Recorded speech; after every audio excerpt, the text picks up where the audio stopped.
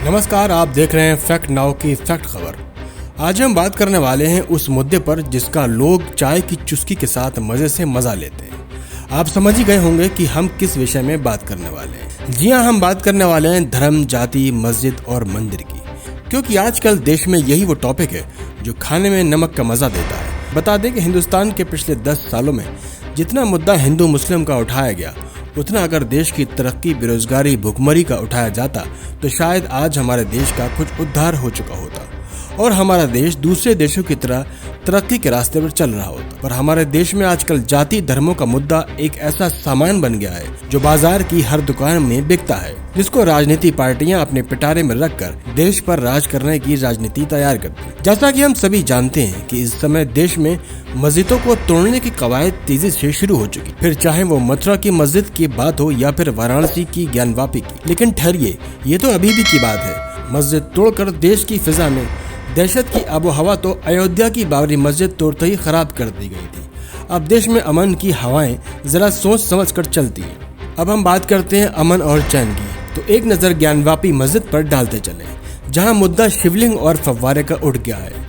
कुछ इतिहासकारों का मानना है कि जौनपुर के शर्की सुल्तानों ने 14वीं सदी में ज्ञानवापी मस्जिद को बनवाया था और इसके लिए उन्होंने यहाँ पहले से मौजूद विश्वनाथ मंदिर को तोड़वाया था।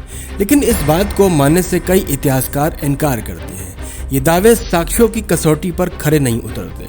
न तो शर्की सुल्तानों की तरफ से कराए गए किसी निर्माण के कोई सबूत मिलते हैं और न ही उनके दौर में मंदिर तोड़े जाने का कोई तथ्य।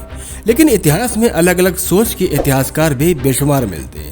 जहाँ तक विश्वनाथ मंदिर के निर्माण का सवाल है, तो इसका श्रेय अकबर के नवरत्नों में से एक राजा टोडरमल को दिया जाता, जिन्होंने साल 1585 में अकबर के आदेश पर दक्षिण भारत के विद्वान नारायण भट्ट के मदद से कराया था। लेकिन इस बात का भी इतिहासकार पक्का सबूत नहीं मानते हैं। उनके अनुसार इस बात को ऐतिहासिक तौर पर माना जाता है कि ज्ञानवापी मस्जिद के निर्माण मंदिर टूटने के बाद ही हुआ और मंदिर तोड़ने का आदेश औरंगजेब ने ही दिया। अब मुगल तोड़ कर गए या बनवा कर गए, ये एक सदियों की बहस बनी रहेगी। लेकिन सवाल इस मस्जिद के बाद का है, क्या हर मस्जिद के नीचे कोई मंदिर का चिन्ह है और हर मस्जिद पर ऐसे ही याचिका दायर होती रहेगी? क्योंकि हिंदुस्तान में हजारों मंदिर हुआ करते थे। उस समय का हिंदुस्तान जिसमें पाकिस्तान, बांग्लादेश भी मौजूद था, तो मंदिरों का होना भी स्वाभाविक है। लेकिन इन मंदिरों को तोड़कर कितने मस्जिदें बनवाई गई, ये एक सवाल है। लेकिन इस सवाल का हल भी एक किताब जिसका नाम Hindu temples what happened to them, जो सीताराम गोयल द्वारा लिखी गई है। इस किताब में ऐसे हजारों धर्म स्थलों का प्रमाण सहित वर्णन किया गया है जो पूर्व में कभी मंदिर थे और जिन्हें तोड़कर मस्जिद बना दिया गया है। ये संख्या कम से कम 2000 है, यानी ऐसी 2000 धर्मस्थल अभी मौजूद हैं जिनके ऊपर मस्जिद बनी हुई है। अब सवाल ये उठता है कि इन मस्जिदों को तोड़ने की तैयारी पहले से की जा चुकी है।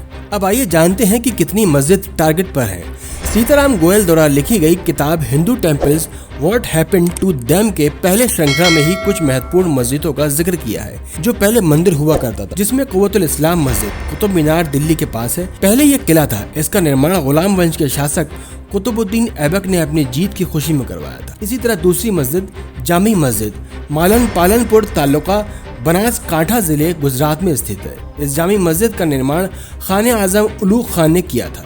उत्तर प्रदेश के जौनपुर में हम्मास दरवाजा मस्जिद, इसी तरह कई ऐसी मस्जिदें हैं जिनको कहा जाता है कहीं न कहीं इनमें मंदिरों के अवशेष हैं। तो ये तो बात थी मस्जिदों की जो मंदिरों के ऊपर बनाए गए थे। अब हम बात करते हैं मुगल से पहले की, कि कितने राजा हिंदू थे और जिन्होंने मंदिरों को लूट के ध्वस्त किया। जैसे कुछ इतिहासकारों का मानना है, हिंदू राजा अपने वर्चस्व की जंग लड़ते थे और दूसरे राजा को पराजित करके उनके मंदिरों को नष्ट करके लूट लेते थे। 642 में पल्लव राजा नरसिंह वेमर ने चालुक्यों की राजधानी वातापी में गणेश के मंदिर को लूटा और उसके बाद तोड़ दिया।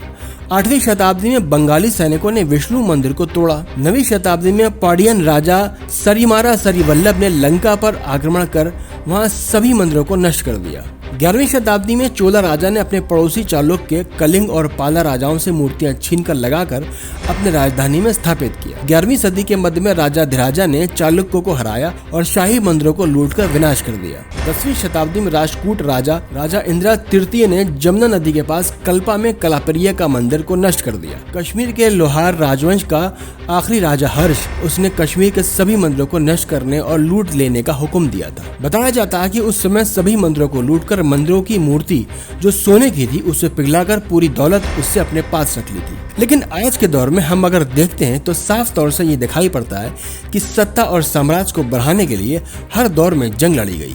कहीं मस्जिदों को गिराया गया तो कहीं मंदिर भी तोड़े गए, कहीं वर्चस्व के लिए तो कहीं धर्म के लिए। जैसे अयोध्या, मथुरा, कन्नौज, वृंदावन, वाराणसी और इलाहाबाद के प्रमुख हिंदू पवित्र स्थलों के कई ऐतिहासिक मंदिर जो अब मौजूद नहीं हैं, और इसमें कोई शक नहीं है कि ये सब मुस्लिम शासकों के शिकार हुए हैं। धन्यवाद।